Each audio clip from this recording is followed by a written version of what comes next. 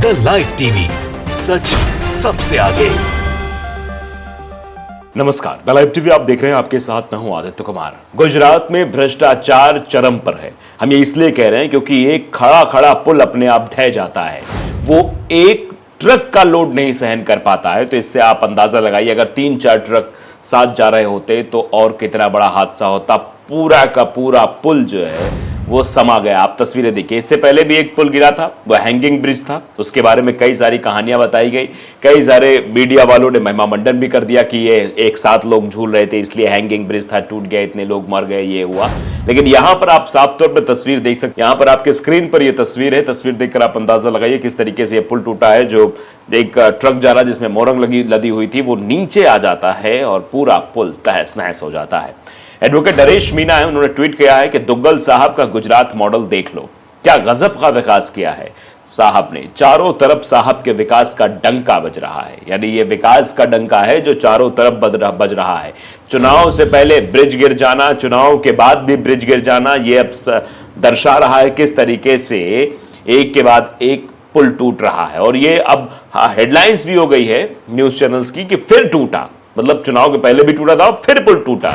गुजरात में फिर टूटा पुल, नदी में गिरे ट्रक सहित कई वाहन। देखें वीडियो, ये वीडियो भी दिखाया जा रहा है।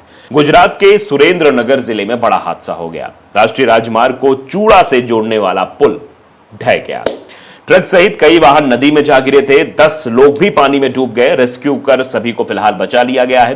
हालांकि रेस्क्यू ऑपरेशन जारी है। तो पुल है वो बताया जा रहा है कि 40 साल पुराना है। मतलब आप समझिए, एक पुल की लाइफ क्या 40 साल ही रहती है? 40 साल में वो पुल ढह सकता है। जानकारी के मुताबिक हादसा सुरेंद्रनगर जिले के वस्तादी गांव के पास हुआ। ये दोपहर के वक्त का वाकया है। यहां पर राष्ट्रीय राजमार्ग को चूड़ा से जोड़ने वाला पुल भोगावो नदी पर बना हुआ था, जो आज टूट गया। इसके कारण पुल पर मौजूद ट्रक, मोटरसाइकिल सहित कई वाहन नदी में जा गिरे। साथ ही इनमें सवार लोग भी पानी में गिर गए। गनीमत यह रही कि सबको बचा लिया गया। कोई जान माल का नुकसान नहीं हुआ, लेकिन लोगों को गंभीर चोटें आ गई। घटना के बाद मौके पर चीख पुकार मच गई। जानकारी मिलते ही गांव के सरपंच और अन्य लोग घटनास्थल पर पहुंचे। वहीं पुलिस और प्रशासन की टीम भी मौके पर पहुंच गई थी। नदी के करीब 10 लोग गिर गए थे। एक एक कर सभी को फिलहाल बचा लिया गया है। 40 साल पुराना पुल है। भारी वाहनों के गुजरने से यह हादसा हुआ, ऐसा बताया जा रहा है। घटना को लेकर सुरेंद्रनगर डीएम केसी संपट का कहना है कि पुल 40 साल पुराना है। इसका निर्माण पंचायत द्वारा कराया गया था। भारी वाहनों का इससे गुजरना प्रतिबंधित है। फिर भी रेत से भरा ट्रक ले जाया जा रहा था। डीएम का कहना है कि संभवतः ट्रक के कारण भार ज्यादा था और भार के कारण पुल का स्लैब टूट गया। पुल पर मौजूद वाहन और लोग नदी में जा गिरे। इस पुल को पहले ही सड़क और परिवहन विभाग को सौंप दिया गया था। मतलब ये परिवहन विभाग के अंतर्गत आ गया था। तो क्या इसका इंस्पेक्शन नहीं हुआ था?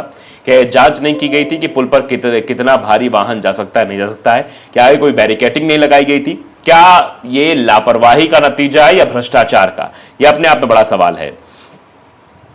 इसकी जगह नया पुल बनाने की मंजूरी भी मिली हुई है। इसी हादसे में कोई हताहत नहीं हुआ है। मतलब बताया जा रहा है इस हादसे में कोई हताहत नहीं हुआ है। जब पुल बनाने की मंजूरी मिल गई थी तो फिर इस पर एक बैरिकेटिंग लगाना चाहिए था। जब पता है आपको कि सड़क परिवहन निगम विभाग ने इसे अपने अंडर में ले लिया है, फिर भी इस पर आवागमन चल रहा था, फिर भी इस पर ट्रक लाए जा रहे थे, सब चीजें हो रही थी। क्यों हो रही थी? इन पर रोक क्यों नहीं लगी थी? अब इस पुल के टूटने कारण करीब 1 सैकड़ा गांव, मतलब करीब 100 गांव के लोगों को परेशानी का सामना करना पड़ेगा। मतलब उनका संपर्क मार्ग जो है वो टूट चुका है। अब वो कैसे संपर्क करेंगे, इधर उधर कैसे जाएंगे, ये बड़ा सवाल खड़ा हो गया है। बता दें कि जून के महीने में तापी जिले के व्यारा में मिंधोला नदी पर बनाया गया पुल का एक हिस्सा लोकार्पण से पहले ही टूट गया था, जिसमें एक कार्यपालक इंजीनियर के खिलाफ सरकार ने एक्शन लिया था। तो ये आप समझिए, तापी पे पहले पुल टूट गया था तापी जिले में, तो ये बार बार पुल टूट रहे हैं। हैंगिंग ब्रिज भी टूट गया था। तो अब अंदाजा लगाइए कि एक के बाद एक पुल गिरने की वजह से किस तरीके से ये जो है सवाल खड़े हो रहे हैं कि आखिरकार सरकार क्या कर रही है। कितना भ्रष्टाचार सरकार में हो रहा है कि बने बनाए पुल लोकार्पण के बाद टूट जा रहे हैं। स्थितियां इतनी भयावह हो जा रही हैं कि ट्रक उसमें समा जा रहे हैं, लोग गिर जा रहे हैं। गुजरात में पुल टूटना आम हो गया है। जब भी गुजरात मॉडल के बारे में बड़ी बड़ी कसीदे पढ़ी जाती हैं, प्रधानमंत्री जब आते हैं तो गुजरात के बारे में बड़ी बड़ी बातें करते हैं। लेकिन आप बताइए जरा कि प्रधानमंत्री जी को भी गौर करना चाहिए कि प्रधानमंत्री जी गुजरात छोड़ चले गए, लेकिन गुजरात का यह हालत क्या है। अब जिग्नेश मेवानी ने भी इस पर ट्वीट किया है। जिग्नेश मेवानी लिखते हैं, कि गुजरात के सुरेंद्रनगर जिले में पुल टूटा। गुजरात में पुल टूटना अब एक आम खबर है, मतलब गुजरात में अगर पुल टूट जाए तो इसको आप बहुत सीरियस मत लीजिए, क्योंकि ये होता रहता है, ये बहुत आम बात हो गई है गुजरात के लिए, क्योंकि यहां पुल और रोड टूटते रहते हैं, यहां पुल और रोडों का टूटना जारी रहता है। ये सभी भ्रष्टाचार का बोझ नहीं सह पाने से गिरते हैं, कि भ्रष्टाचार का इतना ज्यादा बोझ इन पर हो जाता है कि उसको सहन न कर पाने की वजह से टूट जाते हैं। प्रताप सोलंकी लिखते हैं कि गुजरात के सुरेंद्रनगर जिले में पुल टूटा।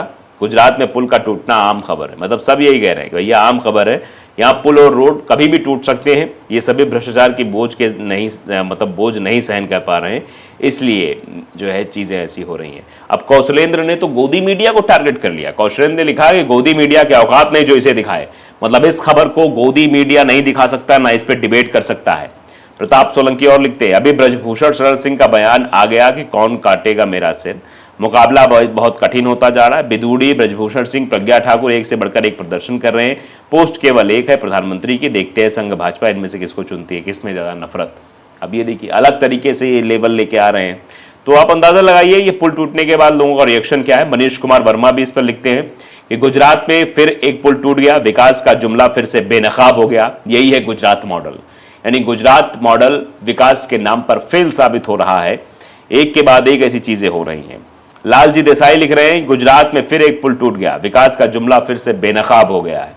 टीना यादव लिखती हैं, ईश्वर लोगों की रक्षा करे, गुजरात में फिर से एक पुल टूट गया। सब जगह फिर से एक बात रखी गई है।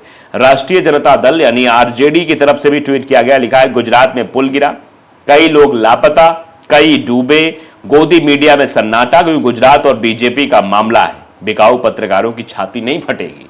मतलब इस पर कोई डिबेट नहीं होगी, इस खबर पर कोई प्रसारण नहीं होगा, इस खबर पर लाइव तस्वीरें नहीं दिखाई जाएंगी सुरेंद्रनगर में क्या हुआ है।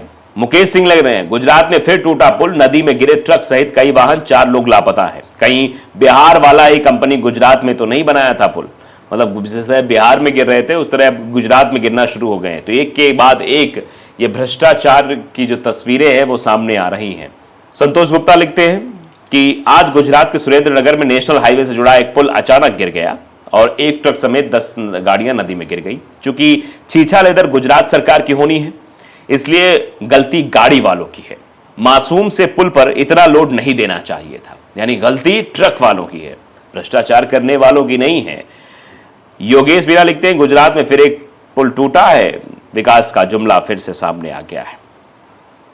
सुरेंद्र प्रसाद यादव लिखते हैं कि ट्रक सहित कई वाहन बह गए हैं, गुजरात में पुल टूट गया है, लोग लापता है, इसके साथ ही मीडिया भी लापता है। ये बिहार की घटना होती तब तो मीडिया को मिर्च मसाला मिलता, तब तो मीडिया के एंकराइन छाती पीटकर बिहार को बदनाम करते, लेकिन ये साहब का गुजरात है, इसलिए सब साफ है और गलती ऊपर से उन लोगों की हो जाती है जो उस पुल पर चल रहे थे। क्योंकि इससे पहले जब हैंगिंग ब्रिज टूटा था तब भी एंकराइन आए थे और उन्होंने ये कहा था सीधे तौर पर कि देखो वो लोग थे जो दुष्टता कर रहे थे, वहां पर जाके मतलब उछल रहे थे, जबकि वो हैंगिंग ब्रिज था ही।